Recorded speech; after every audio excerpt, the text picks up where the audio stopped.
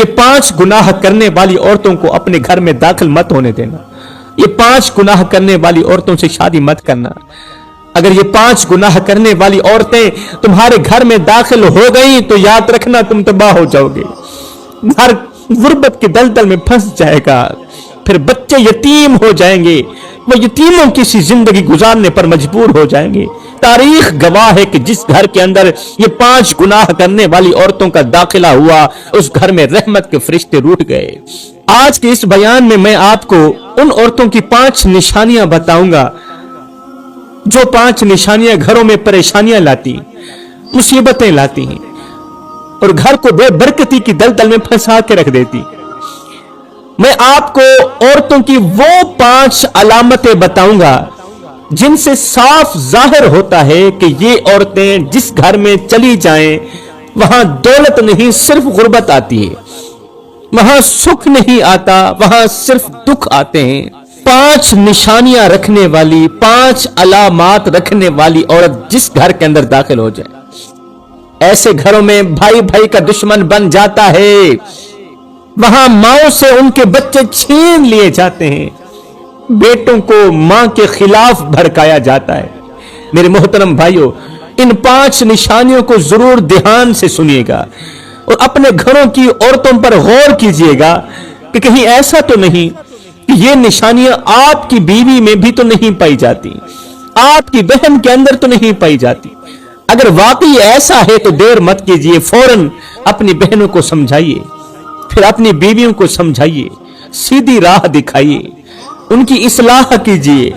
वरना याद रखना, अगर यही निशानियां आपके घर में मौजूद रहीं तो वो वक्त दूर नहीं जब आपका हंसता बसता घर उजड़ जाएगा। ओ मेरे मोहतरम भाइयों, आज के दौर में कितनी ऐसी औरतें हैं जो न सिर्फ पढ़ी लिखी हैं बल्कि समझदार भी हैं। कोई डॉक्टर है, कोई टीचर है, कोई प्रोफेसर है, कोई बड़ी बड़ी किताबें पढ़ चुकी है, दीन की बातें भी जानती है, दुनिया के असूल भी समझती है, लेकिन अफसोस की बात यह है कि यही पढ़ी लिखी औरत जब अपने शौहर के सामने आती है तो उसे कमतर समझती है, खुद को शौहर से अफजल समझती है और शौहर को खुद से कमतर समझती है। शौहर की बात का लिहाज नहीं करती, उसे इज्जत नहीं देती, उसके साथ ऐसे रवैये रखती है जैसे वो किसी मामूली इंसान से बात कर रही हो। ये वो औरतें हैं जो बाहर की दुनिया में तो बहुत कुछ सीखती हैं, सीखी हुई होती हैं बाहर की दुनिया में, मगर शौहर की इज्जत और उसके मकाम को भूल जाती हैं। याद रखें, ऐसी औरतों के लिए इल्म नहीं रहता बल्कि इल्म वबाल बन जाता है और डिग्रियां बर्बादी का सबब बन जाती हैं ऐसी औरतों के लिए, क्योंकि जब इल्म अमल के बगैर हो तो वो रोशनी नहीं अंधेरा बन जाता है। यही वो रवैये हैं जो घरों में नफरतें पैदा करते हैं, सुकून छीन लेते हैं और बरकत के दरवाजे हमेशा के लिए बंद कर देते हैं। मेरे करीम नबी ने फरमाया सहाबा, मेराज की रात जब मैंने जहन्नम के मंजर को देखा तो मैंने जहन्नम के अंदर सबसे ज्यादा औरतों को देखा है। मैंने वहां 5 तरह की औरतों को सख्त और दर्दनाक अजाब में मुब्तला देखा है। सहाबे किराम ने पूछा, या रसूलल्लाह बताइए ना वो कौन सी औरतें थीं? मेरे रसूल करीम सल्लल्लाहु अलैहि वसल्लम ने फरमाया, मैंने पहली औरत को इस हाल में देखा है कि वो अपने बालों के साथ लटकी हुई थी, बालों के जरिए लटकी हुई थी और नीचे आग के शोले भड़क रहे थे। वो चीख रही थी, वो तड़प रही थी और बार बार फरियाद कर रही थी कि मुझे बचाओ, मुझे बचाओ। मैंने हजरत जिब्रील अलैहिस्सलाम से पूछा, ए जिब्रील बता, ये औरत कौन है जिसे इस कदर दर्दनाक अजाब दिया जा रहा है? तो हजरत जिब्रील अलैहिस्सलाम ने कहा, ऐ अल्लाह के नबी, ये वो औरत है जो दुनिया में अपने बालों की नुमाइश किया करती थी, शौहर की इजाजत के बगैर घर से बाहर निकलती थी, अपने बाल गैर महरम मर्दों के सामने खुले रखती थी और बालों को संवार कर दूसरों के लिए जीनत बनती थी। उसी एक गुनाह की वजह से आज इसे दर्दनाक अजाब दिया जा रहा है।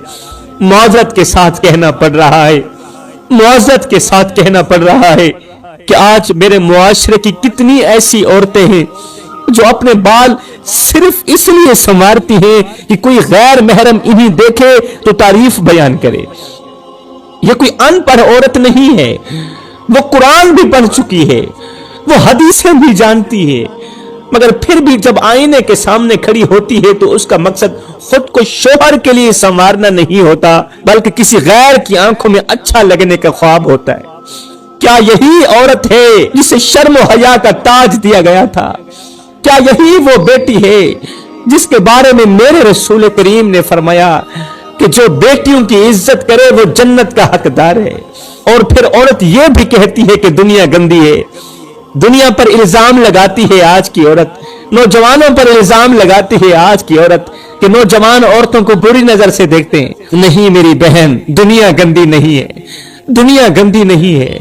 दुनिया आज भी वैसी है जिस तरह 14 सदियां पहले थी। तूने अपने ही लिबास से, अपनी ही अंदाज से दुनिया को गंदा किया है, अपनी नीयत से अपने ईमान को कमजोर किया है। तुम्हें ज़ेब नहीं देता कि तुम अपने जिस्म के हिस्से ऐसे लोगों को दिखाओ जिन्हें देखने की इजाजत अल्लाह ने दी ही नहीं है। मेरे रसूल करीम ने अब दूसरी औरत का हाल बयान करते हुए इरशाद फरमाया कि जब मैंने जहन्नम के अंदर झांक करके देखा तो मेरी नजर एक ऐसी औरत पर जा पड़ी, एक ऐसी औरत पर जा पड़ी जो अपनी जुबान के साथ लटकी हुई थी। उसकी जुबान इस कदर लंबी हो चुकी थी कि वो अपनी जुबान के साथ, जुबान के जरिए लटकी हुई थी और उसकी जुबान से आग के शोले निकल रहे थे। वो तड़प रही थी, वो चीख रही थी और दर्द से ऐसी पुकार रही थी जैसे कोई बेबसी की आखिरी हद पर पहुंच जाए।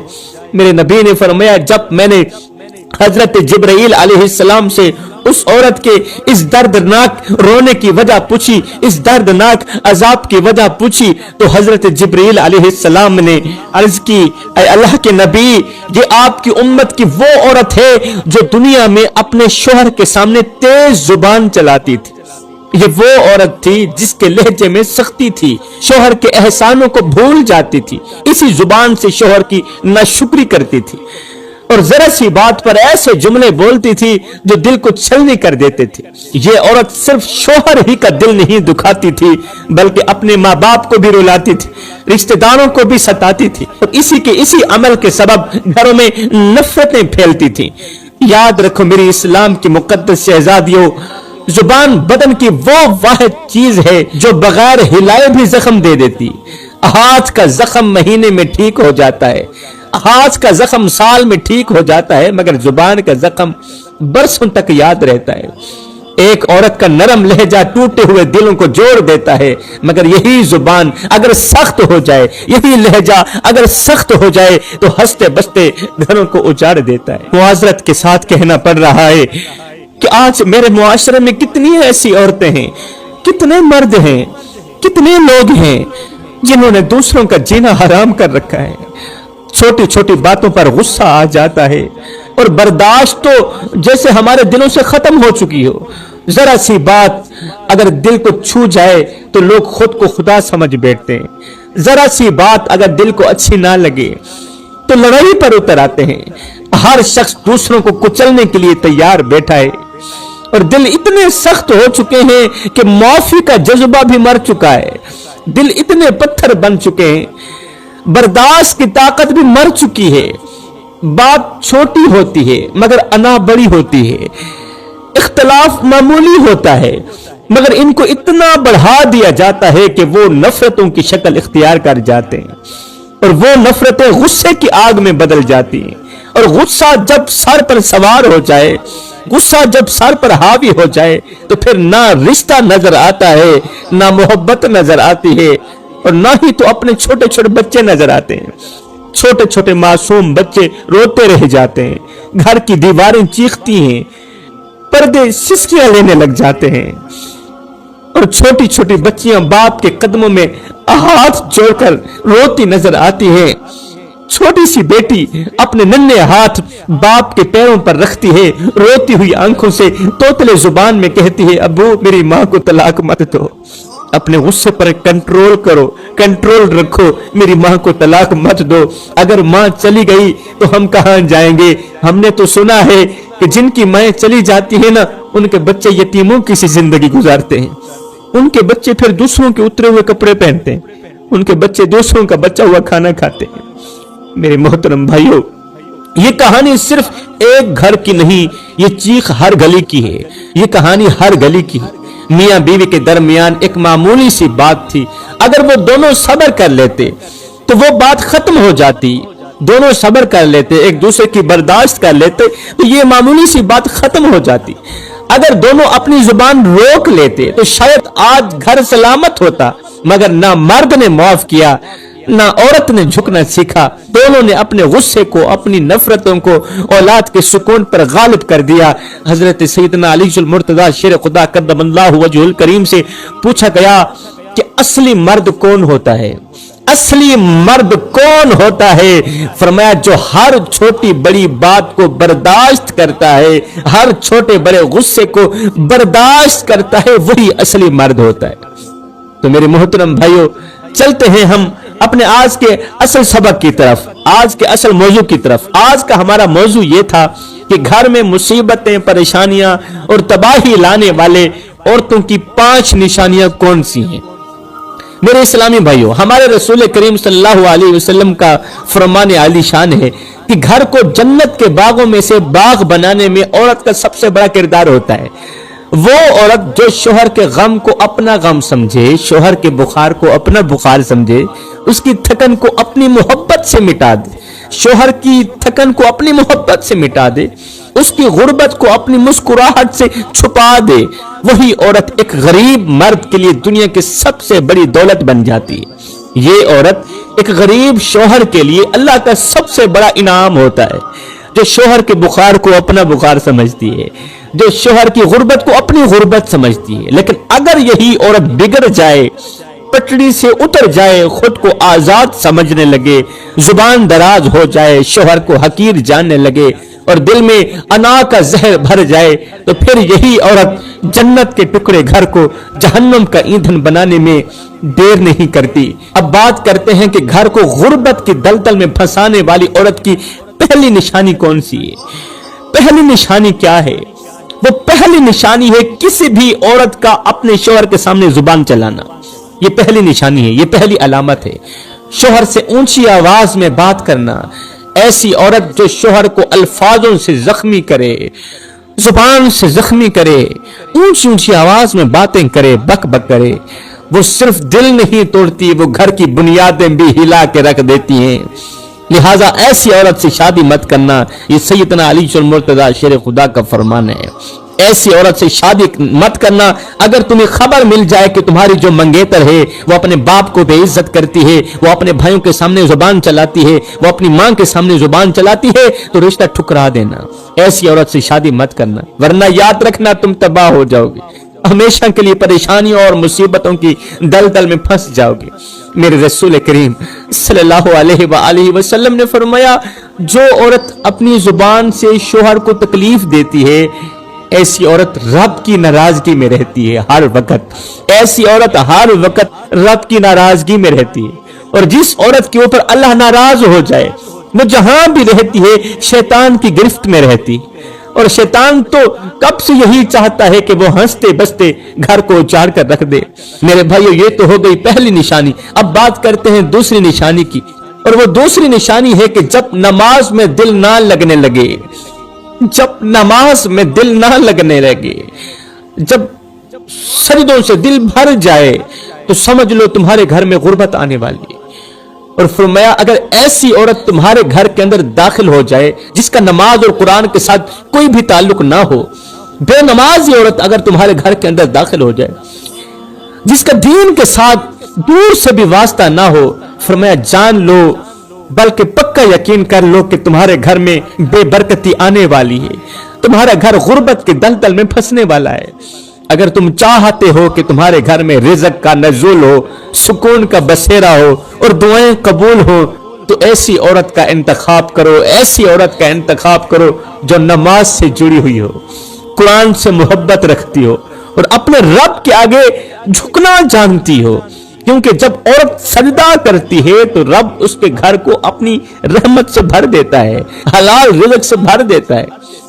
کہتے ہیں کہ ایک عورت ایک بزرگ کے پاس گئی، کہنے لگی اے اللہ والے، میں نے ہمیشہ سنا تھا کہ جو عورت نماز نہیں پڑھتی اس کے گھر میں رزق نہیں آتا، جو عورت نماز نہیں پڑھتی نہ اللہ کے حضور جھکتی نہیں ہے اس کے گھر میں رزق نہیں آتا، لیکن میرے محلے میں ایک ایسی عورت بھی رہتی ہے جس نے نہ کبھی نماز پڑھی ہے، نہ کبھی قرآن کو چھوا ہے، نہ کبھی اللہ کے آگے جھکی ہے، مگر پھر بھی اللہ نے اسے خوب پیسہ دیا ہوا ہے، اس کے پاس سب کچھ ہے، اس بے نمازی عورت کے پاس سب کچھ ہے، گاڑی، بنگلہ، سونا، چاندی، حتیٰ کہ اللہ نے اسے اولاد بھی دی ہے، آخر اس کی کیا وجہ ہے؟